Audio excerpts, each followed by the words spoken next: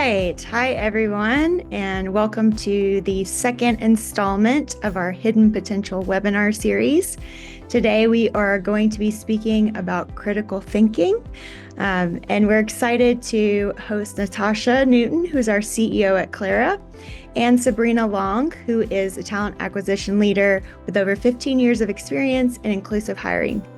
Hi, Natasha. Hi, Sabrina. Hello. Hello. Excited to be here. Very Thanks for excited. having us. Right, if we want to hop to the agenda.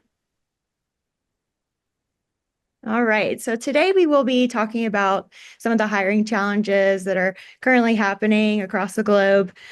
What is critical thinking and why is it important? How does it fit into that? We'll talk about how to measure critical thinking, and then we'll dive into some real-world applications, what Sabrina is seeing in her work. So I will hand over to Natasha to get started. Awesome. Thank you very much, Katie. And I'm really grateful for all of you for being here. It's going to be a really awesome conversation. I have had the privilege of working with Sabrina over the last few months, almost a year already, which is kind of wild, to just on a bunch of different stuff. And I think that actually, I know that you will find her to be a human-centric, data-driven strategist to the core. So I'm super excited for you all to learn from her today, because she's been doing this work in a really, really thoughtful way in her organization, but also in helping other people in her network and circle make thoughtful and really, like I said, strategic decisions about how they go about including diversity, equity, inclusion, and belonging. I should say not even including, but like embedding it in their processes. And so I think there is a lot for us to learn from her today. You know, SHRM has had its ups and downs over the last year, as we all know, but they are still really good at research.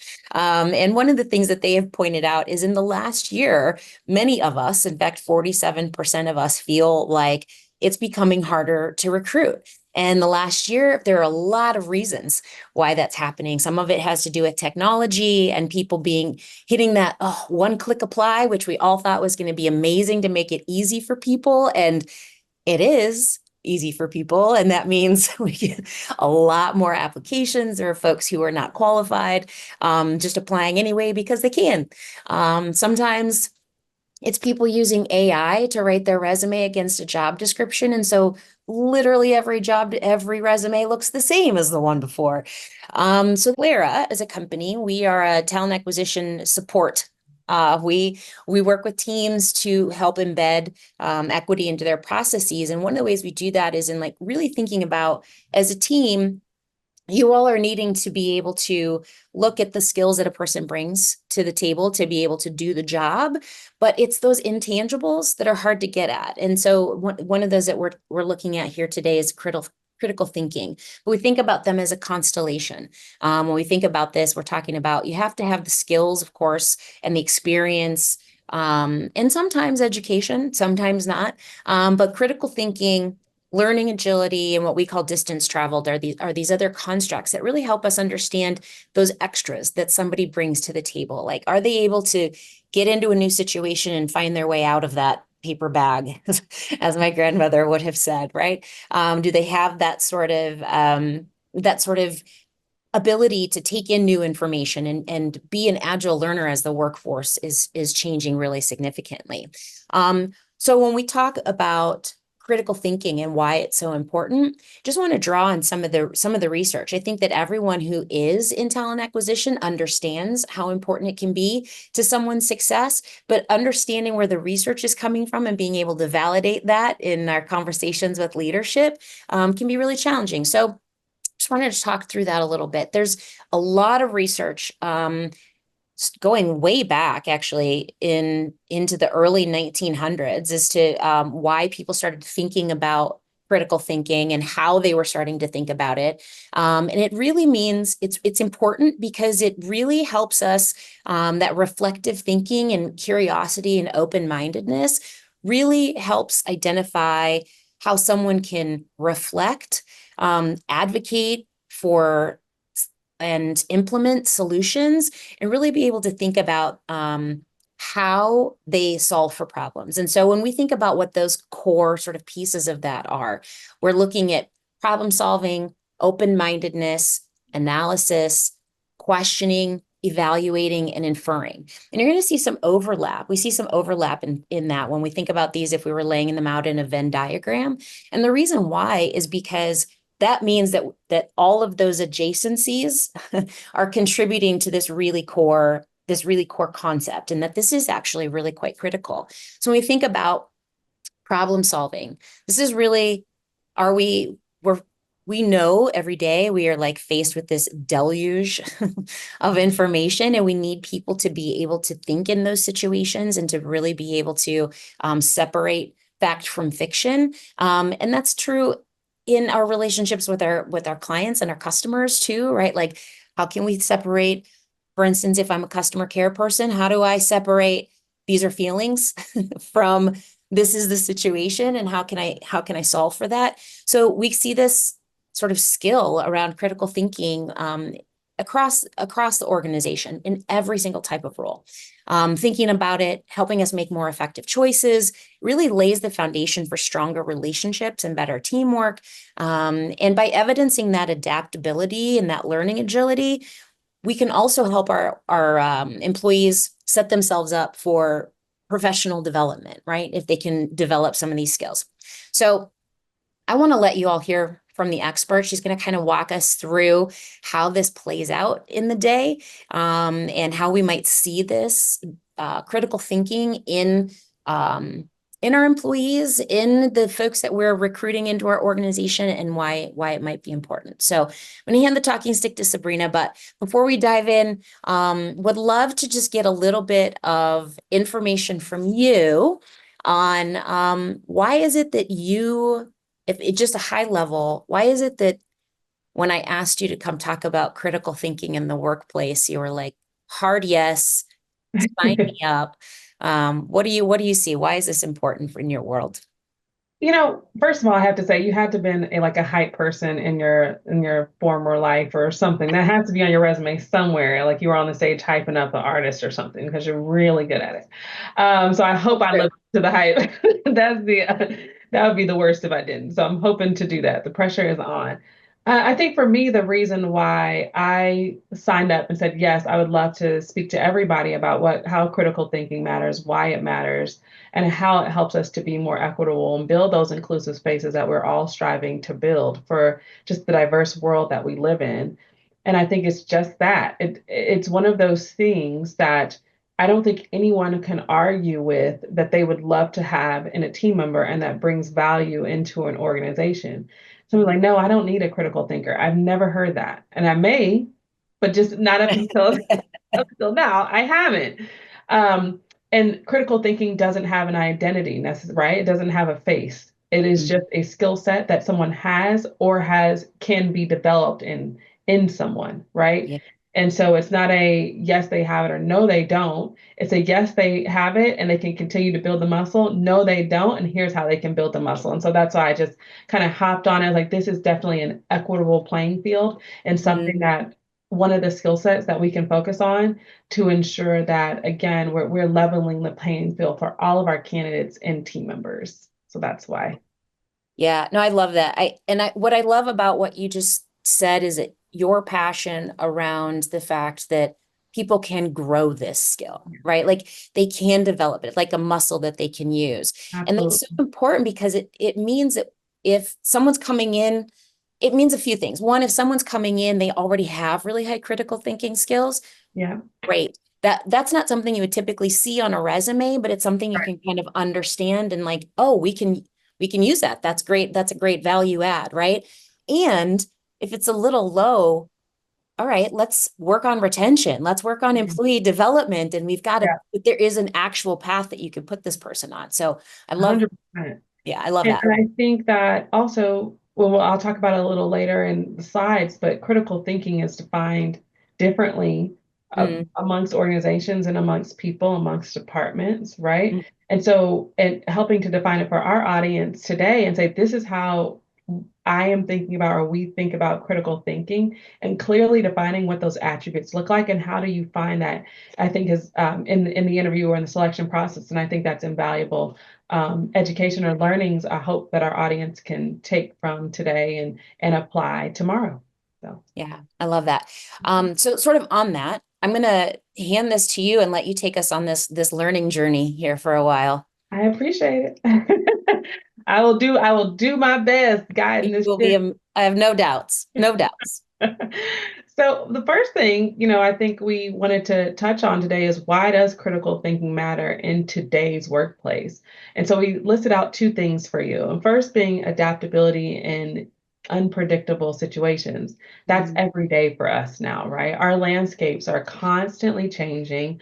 And really, I used to say this a lot, but it's no back in the day, but it's as true as it was 10 years ago as it is today. The only constant that we have is change. And so we're moving so quickly and expected to create an impact, right? The Mhm. ability to assess situations, analyze information, make sound decisions are invaluable to an organization. Right. So having that skill set, being able to ask the right questions, being able to synthesize data, meaning you can take surveys and qualitative data, quantitative data, and you can put it all together and develop themes amongst that data to help you identify trends. That's a skill set within critical thinking that, again, invaluable to an organization. And then really being able to evaluate solutions that have been piloted or maybe prior to that say this program is going to work and here's how we're going to scale it based on the data. Again, helping the organization to scale their initiatives and to create more production and profit for your organization. And then secondly, is it improves collaboration and decision making. You become more open to hearing others. You welcome it. You seek it out proactively. You want to hear Mhm. other people's opinions and voices. And this is just going, it becomes natural to a critical thinker, right? And then you're creating more collaboration because you're listening and you're hearing from others, excuse me. And what that does is really helps us to identify gaps in understanding, ensure that project teams and departments and organizations have shared vision. We reduce the misunderstanding, enhance the alignment on projects and initiatives. We foster more effective teamwork. The more you're listening and actively listening to someone, the more they're going to want to speak to you. And that helps again to create that environment and teamwork that we all want. And synthesizing diverse perspectives, again, being able to take someone's perspective that may be opposite of yours, your perspective, someone else's, that all have a different view of the room, and creating those themes and being able to create solutions and initiatives based off of those perspectives. And also just integrating multiple viewpoints rather than just one person's department or one person's viewpoint, right? Well, this is what TA wants. Well, what does finance want? And what does the rest of HR organization want? Or what does learning and development want? What is the organization's goals, right? So it helps you to focus on more than just what your department needs. And then that helps you to influence and translate to other departments. And then last but not least, it helps to build trust and inclusion. So again, that's one of those things that everybody feels like their voice is valued and being heard, and especially if critical thinkers are seeking out others' voices, that continues to build that trust and inclusion amongst your team. Mm. Yeah, Sabrina, as you're saying all that, I think it strikes me, and obviously I care about this, or we wouldn't be here together talking about it, but it strikes me because there's not only the connection to work and being a more of a thoughtful contributor and sort of aligning with company objectives and team objectives and all of those types of things, but it's Right. really relational, right? Yeah. Like we can help people develop this, and it's not only that they work better, they're better contributors, but it helps create that culture where then it's cyclical, right? Like it feeds Yeah. itself. The more we're doing this in relationship, the better we perform, and the more critical thinking we use, the better our relationships. And I feel like I don't have any data on this, so don't take me for but I do throughout conversations throughout my careers, I feel like critical thinking and relationship building or team camaraderie or collaboration have almost been opposite of it. When people think about it or talk about it, they think about it on opposite sides of the spectrum, and that couldn't be any further from the truth, Yeah. right? They are on the same side. And so I think it's again helpful, and why I was one of the, again, going back to your first question for me, why was I excited to have this conversation? That's one of the reasons, is to show people that it's all that is the critical thinking leads to those things that we want to see: inclusive environments, collaboration, effectiveness, great decision making, things of that nature. So absolutely. Yeah, I think that's really valuable. Yeah. So Thanks for your question, oh, I'm sorry. no, thanks for letting me sideline you. Of course, of course. All of this is your show. Um, and you're probably asking yourself, well, how do I figure that out? How, if I'm interviewing a candidate, do I know if they're a critical thinker or where they're at on that spectrum as far as critical thinking is concerned? So, a couple of ways that we listed out for you today, just really three ways. There's probably multiple, but these are the three ways we wanted to talk to you about on how you can assess critical thinking throughout the interview process. So, we'll start with real world scenario based questions, right? This is a real world problem or a problem that you have within your organization that you ask the candidate within the interview, where they can solve the problem in front of you and demonstrate their analytical skills in front of you.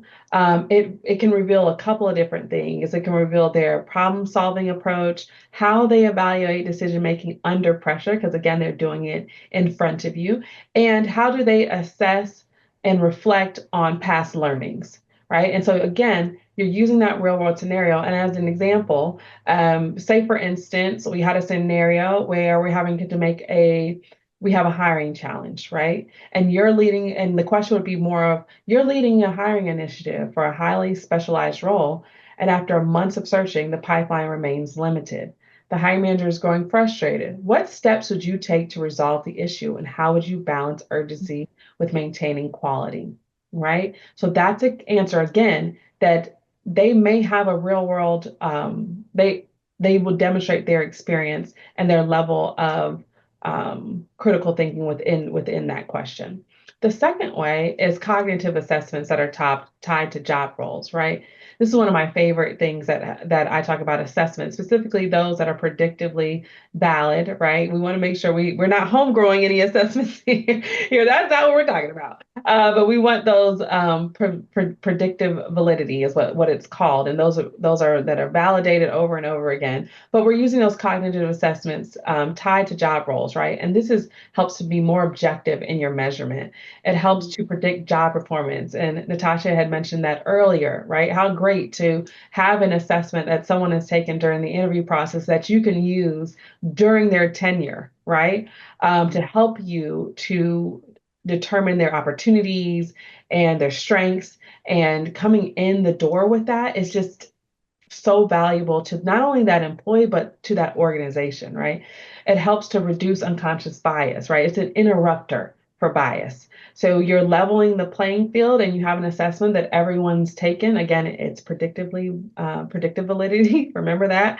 Again, no homegrown here. And it reduces that bias by saying this is a level playing field and everyone's taken it, and we're measuring everyone based on a rubric in a scale, and we're not introducing bias into this assessment. And then again, I mentioned this earlier, but it provides those development insights. So again, being able to look at that assessment and saying, this is this team member's strengths or future team member strengths, these are their opportunities. I can build an onboarding strategy just for this team member that's personalized to them. And then we can build a track that helps to grow them throughout our organization. And then lastly, behavioral interview targeting is in decision making. And so this is different than real world scenarios. This is going to be questions that are more evaluating a candidate's past behavior, right? So they're going to be telling you something that they've done, right? That can be date stamped, not something like, oh, I always do that. I always critically think. It's not the question that says, are you a critical thinker? Yes, I always do it. That's not what we're asking here. This is a behavioral based question. So instead of giving them the scenario, you just ask them, tell me about a time that you had to solve X. What was your task and what was the result? Right. And so that allows them to demonstrate real world evidence that they've done it. So with the real world scenario based question, they may have been able to critically think through it, but not in real life. They've never gone through that situation in real life. Behavioral based allows you to see what they've actually done in real life and how it resulted in with a real life evidence or real world evidence. With behavioral based questions, which are some of my favorite types, I'm really excited about it. Who's with me? No, you're able to evaluate their answer, but also assess their communication and their persuasion skills. And you're also able to reveal what type of decision making skill set and methodology they use in their real in their roles, or in their current roles, or any past roles. Next, oh, there we go. All right. So what happens after we've done all of these things? Okay, we know how it would benefit our organization. What two things? Adaptability and creating more collaboration. We know the three ways we can assess a candidate throughout the interview process. Now what happens if a candidate may lack a critical thinking? And how does that show up, right? How do I actually know if this candidate has it or if they don't, right? Or where they're at on the spectrum. So two things here. One thing is they only focus on past achievements without articulating any type of processes or methodology, right? So they'll give you the achievement without the insight. I was able to reduce spend by 20%. Great. How did you do that? Right? They may just own, and they may not be able to tell you. They may not be able to articulate that, right? Second thing is they have an inability to apply those learnings, right? So they can't tell you how they got to that 10% reduction, and they can't tell you what they've learned from that and how they were able to apply, or what they learned from past experiences where they weren't able to reduce any type of spend and how they applied it. Okay. And they don't have a problem solving framework. They kind of just jump right in every single time there's a problem, and they don't have a method in which they go about solving an issue. Okay. And then lastly, they have attribution bias, right? Which that means that they solely attribute the success of an initiative or of a change or a solution on them, right? They don't, they say, I led a project that reduced costs by 15%, as opposed to saying, I analyzed cost drivers, the stakeholders and collaborators, evaluated this type of data and that type of data. I leaned on industry experts and we're able to implement a solution that reduced cost, right? And so again, they may lean on those things. So those are just a couple of signs that you may hear while evaluating talent. And then the second thing is they struggle to adapt responses to situational prompts. So they're rigid in their thinking. This is the way we always do it. I'm sure someone's heard that. Maybe just me. We've always done it this way. I've always done it this way. This is the way I do it. They have no adaptability, right? Depending on the context or the solution that they're trying to solve.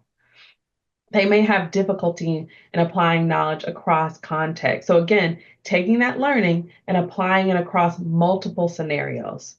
Okay, they may have difficulty in doing that.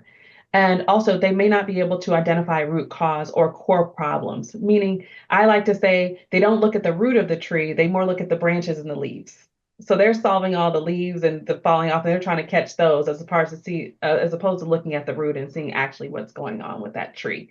And then my last thing is limited problem solving and creativity. My thought process on creativity is that it can solve a multitude of issues, right? And so if somebody is repeating the same response during the interview process, regardless of the context that they give you, they may be limited in problem solving, and they may not have a lot of creativity around that. All right. Now, so we've done a couple things here. We've identified how critical thinking is a value to the organization. We've identified how we can assess it, and we've also identified what it looks like if they may not have it. What are some key things you can look through in the interview process? So after the interview process is done, maybe you make the decision, because critical thinking is probably not the only thing that you're evaluating your candidate on, and you decide to move forward with someone that does not have that muscle just yet. Here's 3 ways that you can help that person build the muscle.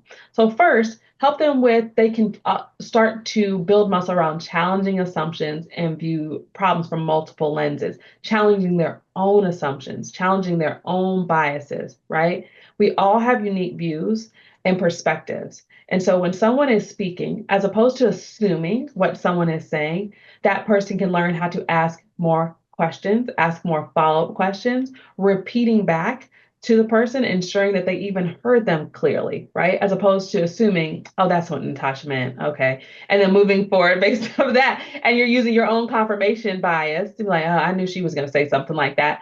As opposed to as opposed to that, you're asking Natasha questions. Natasha, can you tell me a little bit more about the context in which you made that decision? Can you tell me a little bit more about how you came up with that idea?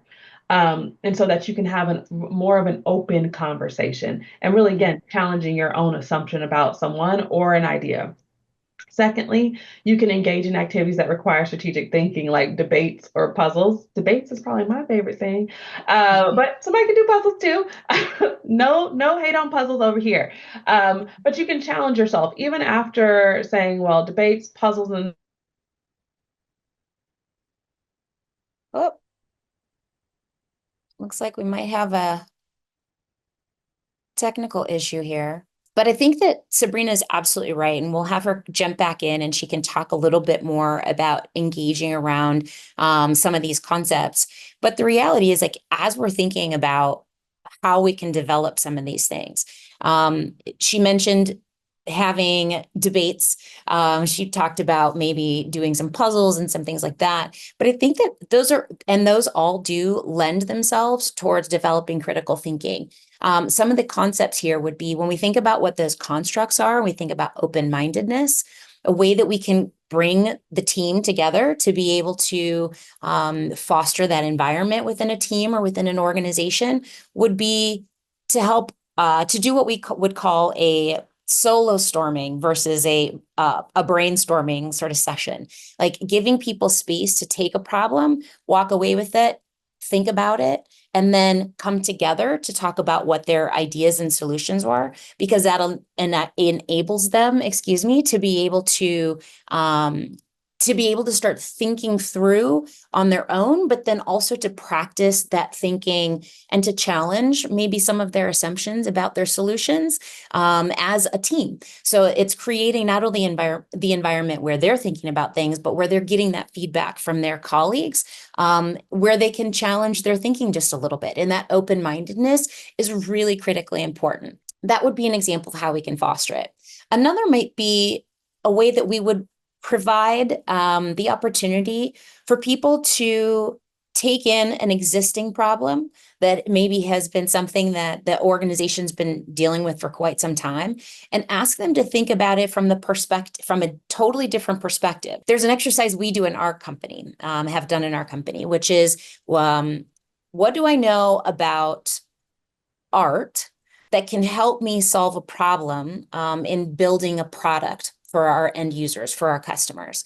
And an example of that might be the opportunity to say, okay, what I know about art and the way that it helps bring people to the table is that it empowers them through beauty and through touching on their emotions. So how do I then take that information and those things I know about art and apply them in a current situation? It's another way that we sort of practice our team's ability to think about critical thinking.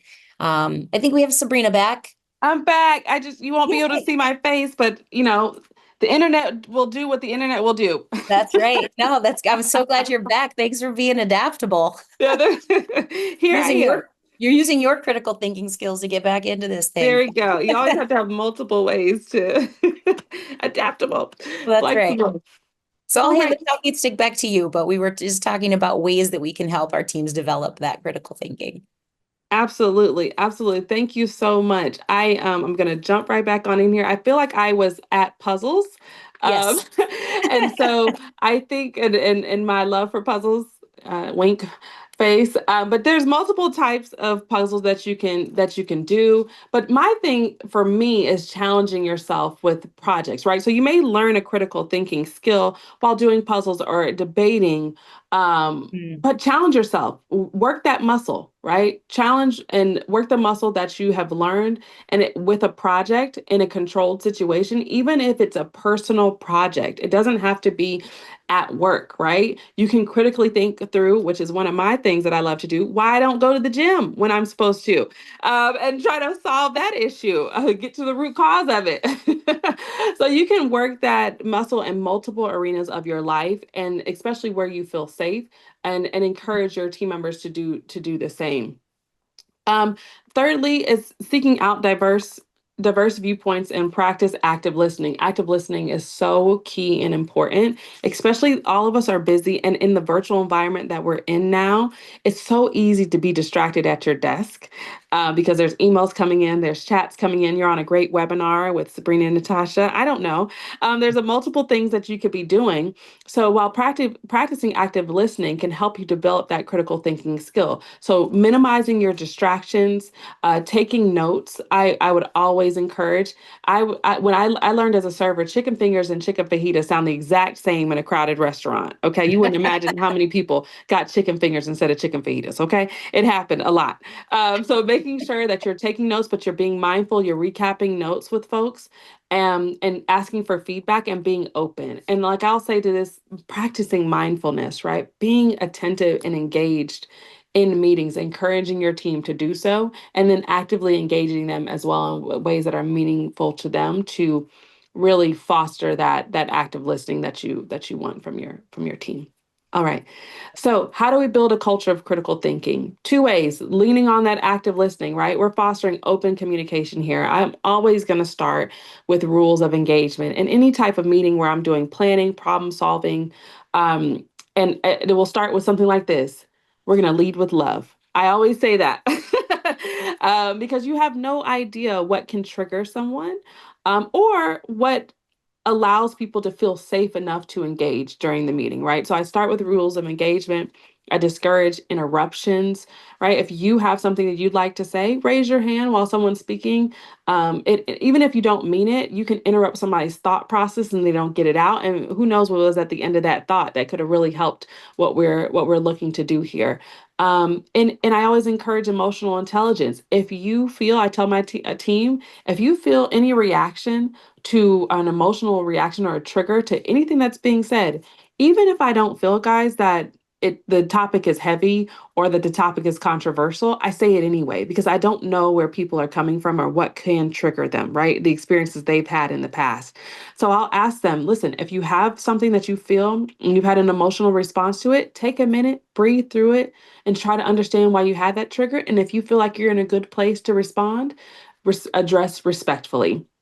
The other thing that I love to encourage people to do to build that, foster that open communication and debate is micro actions and micro affirmations. We all have heard about microaggression, but not all of us have heard about micro affirmations and um, micro actions or micro affirmations. And when I first heard about it, it was from a professor, and he was talking about at his university, there were really ran by majority of the professors were male. And so when they would have a meeting or have a planning session and that a woman or a professor that was a woman or identified as a woman was participating in that planning, she wouldn't be heard from. She wouldn't speak up. And so what he would do was say, Dr. So and so, I would like to hear what you have to say on this, right? That's a micro action, right? It can happen in a group of people where there's senior leaders and that all the senior leaders are talking, but the person that's less senior on the team doesn't feel comfortable enough. Engage them, right? Say, hi, Sabrina, how would you like, what are your thoughts on this? We'd like to hear from you. We'd like to hear your perspective, right? And that also helps to have open communication and constructive disagreement.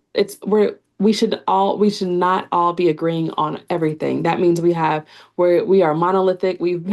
And that's not the case. That's not the environment that we live in. So we're going to have disagreements, but always remember that we're disagreeing on the idea. We're disagreeing on the concept. We're disagreeing on the solution, not on each other. Right. And so then the last thing that we're going to do to foster that open communication is to affirm and validate experiences. Okay, validate experiences and perspectives. So for our real life case study, I'll go quickly through this. I thought I'd use myself. When I was a new TA manager, I had the opportunity to hire my team twice over, and that's not a good thing. The first time I hired them, I did not do a great job, obviously. They left voluntarily or even involuntarily. There were just mismatches all over the place. And that was because I was looking at things that probably were not critical to the role. So the second time I had the chance to hire my team, I focused on what those core capabilities would be, and critical thinking was one of them. So I did three things. One, I leveraged our pre-interview assessment that every candidate had to take. Our organization had that in place already, and I just wasn't leveraging it. One of the things that it measured was their critical thinking abilities. So I leveraged that to see, okay, where's the candidate at pre-interview, and formulate questions personable to that candidate, excuse me, so that I could really truly understand where they were at with critical thinking. The second thing is I had a structured interview process that really honed in on behavioral-based interviewing questions that focus on their critical thinking skills. So things like, can you tell me about a time that a hiring leader's requirements for your role limited your candidate pool? What actions did you take, and what was the result? Right? So I could actually have a rubric in place, and I could measure from a behavioral-based interview their real life examples of how they've critically thought through their roles. And then the last thing, we had the on the spot problem solving task. It was like the real decision making that we talked about earlier. So we would give them a dashboard of sorts where the candidate had to solve real time in front of us. They were given multiple statuses, our stuck report, and our SLA, and they're saying, now tell us how you would organize this dashboard and ensure that all the candidates would be moved to the appropriate statuses within the time that is illustrated in our SLA, right? And so we were able to observe them, we were able to hear real time what their method was for problem solving, the outcome. We had exercises in place that not only was able to evaluate their critical thinking, but we got feedback from the candidates that they felt the process was fair, which is one of the most important things to candidates. And the impact on the hiring, I hired a more quality team that led to more hiring manager satisfaction, candidate satisfaction, increase in productivity, a decrease in our time to fill. And my favorite thing was just the environment. I love that team till this day. I keep in touch with everybody on that team. And some of them still work for me that came with me. But the collaborative environment where everyone could be themselves and come and bring to the table their skill set and their strengths and enjoy the work that they did. That was the best part of me reapproaching that hiring process. So measuring our ROI, really, it saves us time. And even if we think about it from reducing the time that we need, rounds of interviews that we need to figure out if this candidate is 3 rounds of interviews to figure out if this candidate has critical thinking. By applying the methods that we've given you earlier, you're able to reduce that time and hire a quality candidate that reduces your turnover, right? And the need to rehire or retrain talent. The second thing is having an impact on the team performance and innovation. So we talked about earlier how measuring that early on in the process can tell you whether or not they have it, and that then you can structure your onboarding and that growth and development plan for that candidate specifically for them. So again, engaging them and having impact on their performance as an individual and then overall team performance. And then it improves retention and engagement rates. And we talked about that at length. So it won't go over everything over again for you. But one of the things I wanted to point out that we haven't pointed out before, it reduces frustration with teams by minimizing the micromanagement that is needed by leader or that is used by leaders if they have a team that does not critically think or are not proactive thinkers on their own. They don't have as much autonomy. So by really focusing in on that, you can give your team more autonomy. The manager steps back and everybody is happier. So that is I wanted to point that out. And then lastly, I think we wanted to talk about some potential roadblocks that you may encounter while trying to implement a critical thinking or focusing on that in the interview process. So all of us, any new initiatives, you're probably going to have a resistance to change. What I would suggest for you to do is to communicate the why, right? Gain buy-in from your stakeholders and do that early. Provide training and resources to your team members and to your end users. Pilot and iterate if you can. So if you can pilot it somewhere and you can demonstrate how the pilot was successful and also the learnings you received from that pilot, That's a chef's kiss. It makes it even better. And then you want to align with your existing hiring goals. So we're not creating any new goals, right? But we want to align with what we currently have if we can. And then you want to set clear expectations and reinforce continuous feedback. Secondly, you may hear something like, this is a new, especially from recruiters, because I'm a recruiter. I know this. This is something new I have to do. This is a new thing. I don't want, and hiring leaders, this is going to increase our time to fill, right? So if you hear that, you can make sure you're integrating, and this is fair to them, right? We're not creating a new process. We're integrating and embedding it into existing processes. That's key, right? If we have an assessment that we're implementing, making sure that it can be embedded into your current ATS or your CRM or whatever you're using, making sure that it can be embedded and it's not creating that additional lift for the team. Provide clear instructions and resources for your team, like we would do for all end users. And again, piloting and measuring time impact would be key. So again, if you can pilot and show to them, no, it actually doesn't increase time to fill, it decreases time to fill. And this is what it can do for us. And the more that you're able to demonstrate that, the better for your audience. And then lastly, we're going to align with stakeholders on new criteria. I mentioned it earlier by gaining buy-in early. But again, we want to make sure that we're clearly defining a critical thinking for the organization and why it's important, explaining that business case to your stakeholders, giving them the situation, giving them what your action is going to be and what you think the result is going to be. We want to make sure we're being transparent with them at all times and creating that feedback loop. So we're giving them time to give us feedback and we're also giving them feedback. So it's continuous feedback and communication that we really want to foster with our stakeholders. And I can't say it enough, reinforce that alignment with the data. So the more data you get, don't just launch an initiative and say, okay, we got the buy-in from our stakeholders and then never speak to them again and never show them the results of what they've bought into. You want to continually do that and you want to do it on a cadence and you want to do it consistently. So much good stuff there, Sabrina. Yeah. It really is. And I think the importance of it, if I can sort of tie it together here, is that this focusing on these types of things and getting that alignment and that investment and thinking around critical thinking in the recruitment process, in the interview process, really serves like all the stakeholders, right? It certainly adds value for everybody, but job seekers have the opportunity to sort of overcome some of their challenges, right? In that they get to present themselves, they get to talk about their abilities and putting their best foot forward in a stronger way. For the TA team, of course, and the recruiters, it means that they can be a little more successful in finding that talent faster, which obviously makes hiring leaders happy, hiring managers happy. For HR leaders, right, for the teams, it helps mitigate, and I love the word that you use, interrupt bias in the process in a really meaningful way.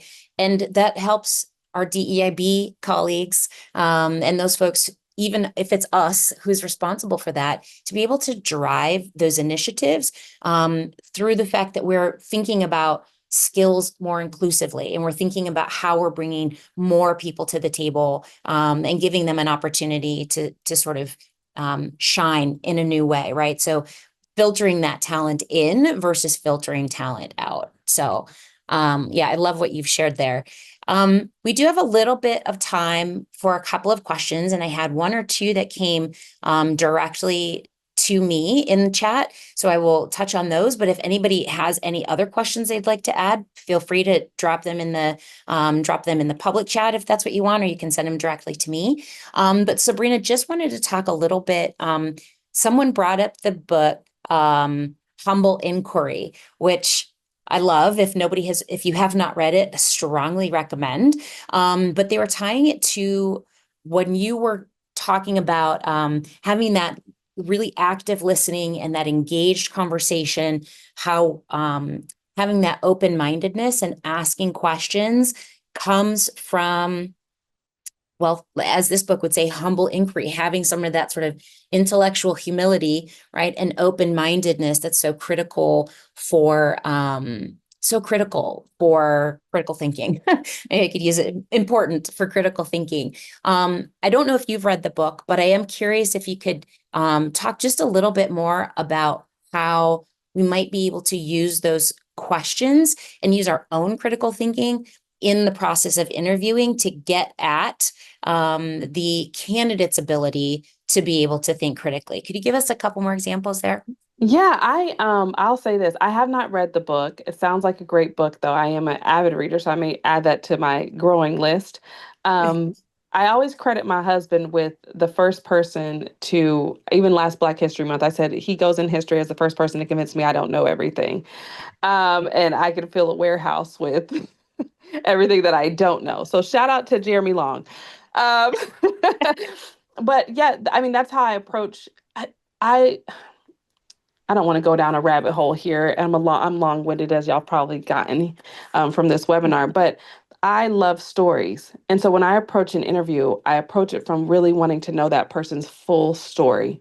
And if I feel, or if I haven't gotten it right through the answer that they've given me, I feel, the need to ask follow-up questions to them and to specifically give you an example. Like we've learned through data that women don't take credit for a lot of they'll be in an interview and say, we did this and we did that. And in all actuality, they did it. Like instead of saying we, they say I.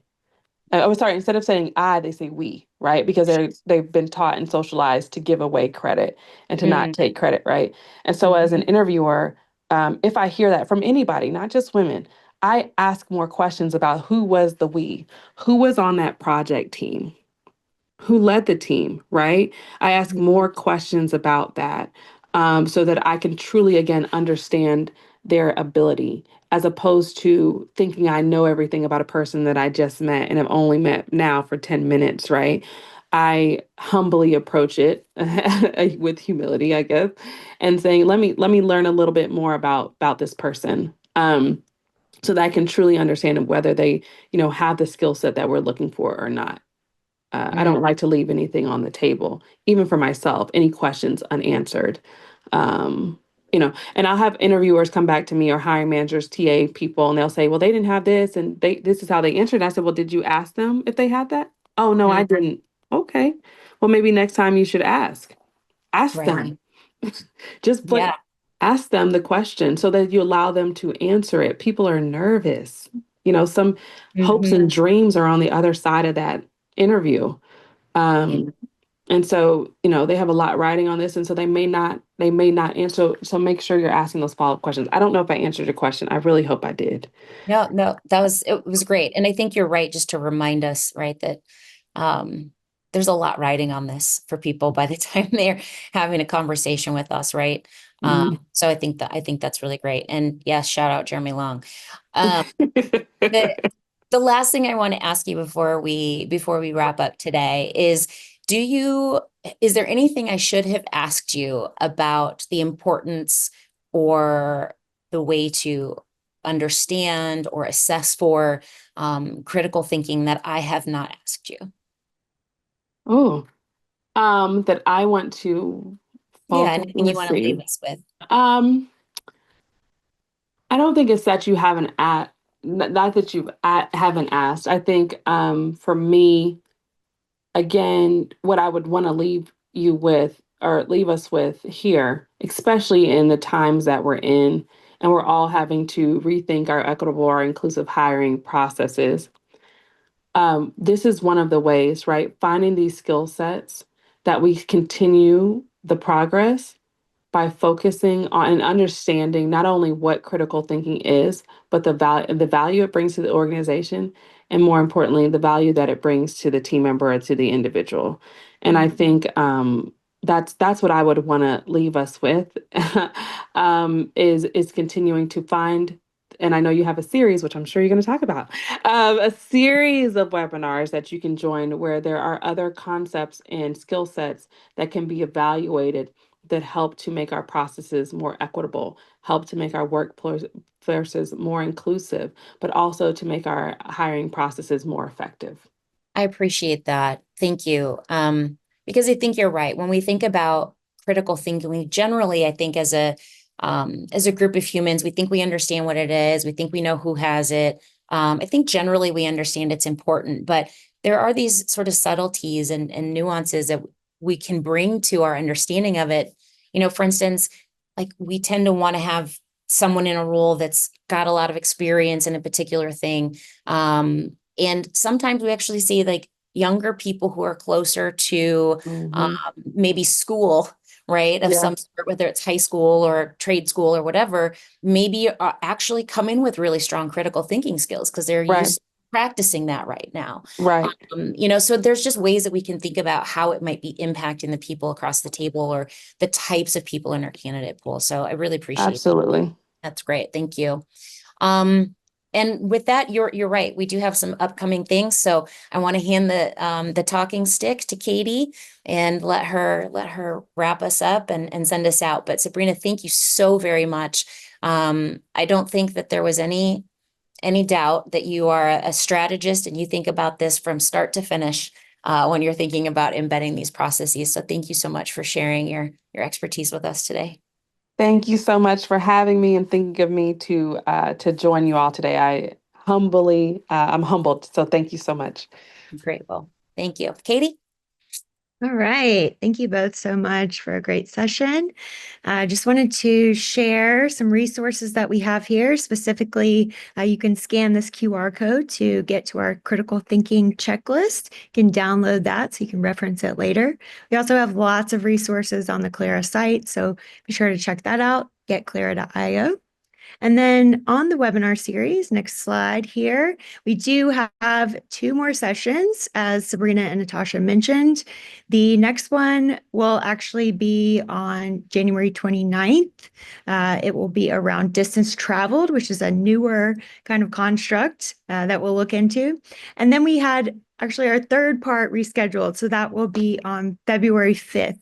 So 2 more remaining, and we also have our first session, which is the research behind all of this on demand on our website as well. So stay tuned to LinkedIn and our website, and I think that takes us out. Awesome. Thanks so much, everyone, for joining. Awesome. Thank you, Katie. Thanks, y'all, for being here. Appreciate it. Thank you. Bye-bye.